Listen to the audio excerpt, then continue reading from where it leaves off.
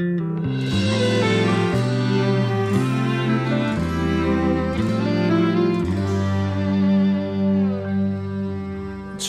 말씀하시면 내가 나가리다. 할렐루야, 성도 여러분 반갑습니다. 김 목사와 함께하는 성경 이야기 시간입니다. 오늘은 신약 12번째 시간으로 예수님 당시의 여인들에 대한 이야기 중에서 수로보니게 여자에 대한 이야기를 하려고 합니다. 오늘 본문 말씀이 마태복음 15장 21절에서 28절 말씀인데요. 제가 읽어드리겠습니다. 예수께서 거기서 나가사 두로와 시돈 지방으로 들어가시니 가나안 여자 하나가 그 지경에서 나와서 소리질러 이르되 주 다윗의 자손이여 나를 불쌍히 여기소서 내 딸이 흉악하게 귀신 들렸나이다 하되 예수는 한 말씀도 대답하지 아니하시니 제자들이 와서 청하여 말하되 그 여자가 우리 뒤에서 소리를 지르오니 그를 보내소서. 예수께서 대답하여 이르시되 나는 이스라엘 집에 잃어버린 양 외에는 다른 데로 보내심을 받지 아니하였노라 하시니 여자가 와서 예수께 절하며 이르되 주여 저를 도우소서. 대답하여 이르시되 자녀의 떡을 취하여 개들에게 던짐이 마땅하지 아니하니라. 여자가 이르되 주여 올소이다마는 개들도 제 주인의 상에서 떨어지는 부스러기를 먹나이다 하니 이에 예수께서 대답하여 이르시되 여자여 내 믿음이 크도다 내 소원대로 되리라 하시니 그때로부터 그의 딸이 나으니라. 아멘. 여러분, 제가 이 이야기를 읽어드릴 때 여러분께서 혹시 마음에 불편함을 느끼지는 않으셨습니까? 예수님은 여인들을 차별하지 않는 분이시고 또 특별히 이렇게 고통 가운데 있는 사람을 멸시하시는 분이 아닌 걸로 우리가 알고 있는데요. 갑자기 오늘 이야기에 나오는 예수님은 뭔가 다른 분 같다는 불편한 느낌을 여러분 받지 않으셨나 모르겠습니다. 우리는 이 이야기를 어떻게 이해하면 좋을까요? 이 이야기를 제대로 이해하려면요, 예수님께서 지금 이 이방 여인을 대하는 동시에 제자들을 가르치고 계신다는 바로 그 사실을 보아야 합니다. 예수님께서는 먼저 제자들이 가진 여인과 이방인들에 대한 편견을 적나라하게 드러내십니다. 예수님께서 제자들을 데리고 이방 땅 두로와 시돈 땅으로 가셨죠. 그곳에서 한 여인이 길거리에서 큰 소리를 지릅니다. 주 다윗의 자손이여 나를 불쌍히 여기소서 내 딸이 흉악하게 귀신 들렸나이다. 이렇게 소리 지르는데요. 이때 예수님은 제자들이 가진 편견 그대로의 입장을 취하십니다. 당시의 여인이 거리에서 부른다고 이 남자가 대답한 그런 문화적 상황이 아니었거든요. 이것은 지극히 당연한 반응이기도 했습니다.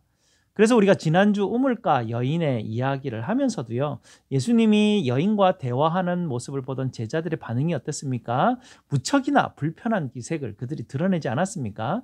예수님은 이런 제자들이 편견을 가지고 있는 이런 모습들을 꾸중하시기보다는요, 그들의 이렇게 편견하는 모습을 예수님께서 직접 시연해 보이시는 방법을 오늘 이 이야기를 통해서 지금 사용하고 계십니다. 예수님께서 여인의 외침에 아무 대답도 하지 않자 제자들이 반응을 보이죠.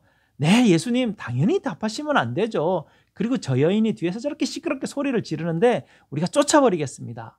이렇게 이야기하자 예수님이 오히려 그 여인에게 모질게 말씀하시죠. 너는 이방 여인이고 나는 다윗의 자손인데 너는 하나님이 내게 맡긴 사람이 아니다 라고 그렇게 물리치십니다. 아마도 여기까지는 예수님의 이런 행동을 보았을 때 제자들 마음이 예수님이 말하실 때 아마 후련했을지도 모르겠습니다. 그러나 여인의 이 반응은요, 예상을 뛰어넘었습니다. 제자들은 예수님의 말씀으로 이 여인은 당연히 떠날 것이라고 생각했을 것입니다. 그러나 여인이 예수님 앞에 다시 나와서 엎드려 절하며 애원하죠. 딸의 고통과 그 고통을 견뎌야 하는 이 어머니의 애절한 마음에 호소를 마구 주님 앞에 쏟아내기 시작합니다. 아마도 이런 애절한 여인을 물리치는 것은요, 마음이 돌처럼 굳어버린 사람이나 하는 그런 행동 아니겠습니까? 이렇게 절박한 마음으로 무릎까지 꿇어가면서 자기 딸을 살려달라고 하는 이 여자에게 예수님의 반응은 정말 충격적이었습니다. 중동 문화에서도요, 개나 돼지는 굉장한 멸시의 표현입니다. 자녀들의 떡을 취하여 개들에게 던짐이 마땅하지 않다. 아마도 제자들의 마음에 아마 이런 생각들과 이런 마음이 있었지만 아마 이런 마음을 입 밖에 낼 수 없는 그런 아마 상황이었겠죠. 그런데 예수님이 그 제자들의 편견적인 그 마음에 있는 것을 직접 시연해 보이시면서 제자들의 속마음을 이렇게 확 드러내 버리시죠. 이 과정에서 아마 제자들의 마음이 심히 불편했을 것입니다. 우리도 마찬가지죠. 자기 자신 속에 우리 자신 속에 마음에 있는 생각은 있지 않습니까? 근데 실제로 이런 생각들이 입을 통해서 막 쏟아져 나올 때 사실은 심기가 불편함을 느낄 수밖에 없습니다. 아무리 평소에 미운 사람이라고 하더라도요. 누군가 그 사람에게 심한 모욕적으로 욕을 할 때 마음이 통쾌하기보다는 여러 가지 마음으로 불편함을 우리는 느낄 수밖에 없습니다. 이것이 우리 마음이 가지고 있는 위선적인 부분인데요. 잘 드러나지 않고 숨겨져 있는 우리 마음의 죄성들입니다. 모든 죄의 모양은 다 우리 마음에 들어가 있는 것이죠. 교회의 거룩한 강단에서 피어오르는 그런 촛불이나 지금 한 동네를 태워버리는 거대한 산불이나 같은 불 아니겠습니까? 거대한 선불을 보면서 우리는 깜짝 놀라지만 사실은 우리 안에 있는 그 작은 불조차는 괜찮다 생각하는 그런 위선적인 마음은 우리 누구나 다 가지고 있습니다. 제자들도 이런 편견이 있었죠. 주님은 제자들의 편견을 사실은 이렇게 실제적으로 드러내서 그들 눈앞에 보여주고 계십니다. 제자들이 도저히 받아들이지 못한 자기들의 편견이 이런 것이 있었죠. 감히 어디 여자가 당시 문화에서 그럴 수 있었습니다. 또 다른 편견도 감히 어디 이방인이 유대인에게 이런 편견들을 그들이 가지고 있었죠. 그러나 우리 주님에게는요. 우리 주님께서는 받아들이시지 못할 죄인이 이 세상에 아무도 없었습니다. 그 어떤 사람이라도 우리 주님은 주님의 그 사랑과 용서의 그 은혜의 바다에 다 받아주시는 분이셨습니다. 여러분은 어떠하십니까? 여러분 머릿속에 절대로 용납할 수 없는 그런 편견은 혹시 가지고 있지 않습니까? 여러분이 절대로 용납할 수 없는 종류의 그런 사람이 우리 교회 예배에 참석한다면 여러분은 어떻게 하시겠습니까? 사실은 그 사람이요 평생을 돌아오기를 기도하던 그런 여러분의 자녀라고 한번 생각을 해보시기 바랍니다. 과연 여러분은 어떻게 그런 사람들에게 반응하시겠습니까? 여러분이 가진 편견은 무엇입니까? 그리고 예수님은요 이 여인을 위하여서는요 중요한 시험 문제를 내시는 쪽을 택하셨습니다. 까다로운 시험 문제는 그 사람의 길을 꺾어버리기만 하는 것은 아니죠. 이런 시련에 맞싸워서 어려운 시험을 통과한 합격자에게는요 다른 사람이 가지지 못하는 놀라운 영예가 주어지기 때문에 그렇습니다. 실제로 이 과정에서 바로 이 스로보니게 여인의 용기와 믿음의 깊이가 다 드러나게 되었습니다.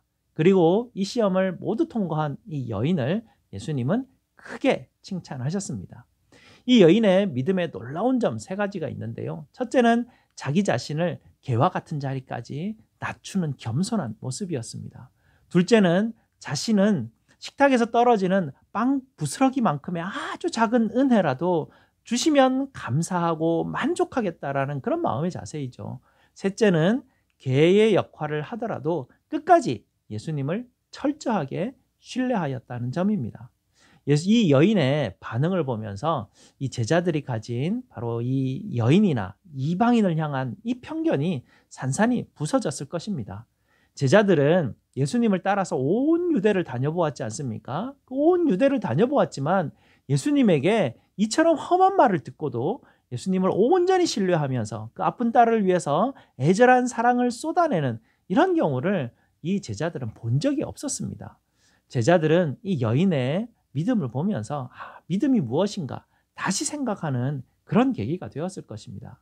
예수님께서 제자들 앞에서 보여주시는 이 과정을 통해서 제자들에게 이 여인의 믿음은 결코 잊지 못할 아마 사건으로 그 마음에 새겨졌을 것입니다.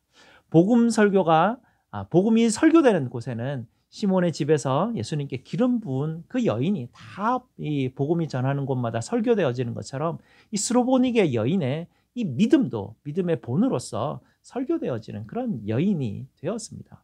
사랑하는 성도 여러분, 믿음의 가장 첫 번째가 우리가 요즘 계속 강조하지만 화로다 나여 망하게 되었도다 라는 이사야와 같이 또 이 스로보니게 여인과 같이 자신을 개와 같이 비천한 자임을 그런 존재임을 시인하는 것에서부터 믿음은 시작이 됩니다. 그리고 이런 어떤 연약함 가운데서 정말 예수님만이 나를 고치실 수 있고 나를 건지실 수 있고 나의 참된 구원자이심을 끝까지 인내하며 끝까지 신뢰하는 것입니다. 신앙의 시작은 바로 여기서부터 시작하는 것이죠. 그래도 나는 유대인인데, 그래도 나는 남자인데 라는 이런 제자들의 편견을 가지고서는 믿음의 생활에 가까이 다가갈 수 없습니다. 우리 주님은 여러분 머릿속에 있는 그런 편견을 실제로 여러분 인생 앞에서 점차로 어떨 때는 시연해 주실 것입니다. 그때마다 내 존재가 얼마나 위선적인지, 얼마나 하찮은 어떤 죄인의 모습인지 깨닫기만 하면 되는 것이죠. 그리고 그런 나를 지금까지 기다려주시고 받아주시고 사랑하시는 주님께로 달려가기만 하면 되는 것입니다. 여러분이 이렇게 주님 앞에 나아갈 때, 십자가의 은혜를 여러분이 온전히 받을 때 여러분 마음이 멸시를 당하고 개와 같은 어떤 낮은 위치에까지 내려가더라도 여러분이 절대로 무너지지 않습니다. 아무리 작은 은혜이지만 주님이 주시는 모든 것에서, 정말 작은 것에서 주님의 은혜를 발견하고 모든 것에 감사하고 만족하는 인생이 되는 것이죠. 그리고 끝까지 소망을 잃지 않고 주님을 신뢰하는 그런 인생이 됩니다. 주님이 주시는 이런 믿음의 복을 받으시기를 주님의 이름으로 축복드립니다. 감사합니다. 다음 주에 뵙겠습니다.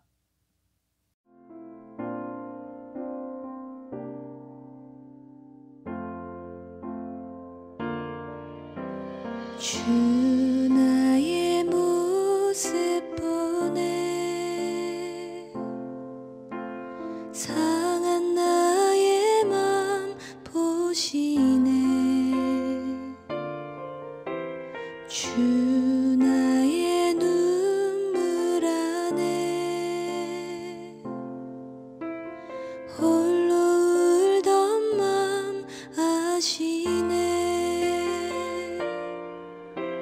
세상 소망 다 사라져가도 주의 사랑은 끝이 없으니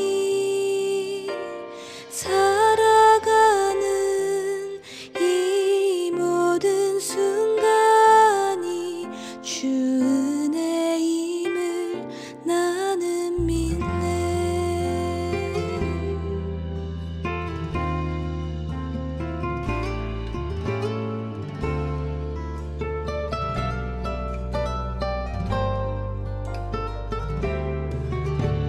주 사랑 내게 있네 그 사랑이 날 채우네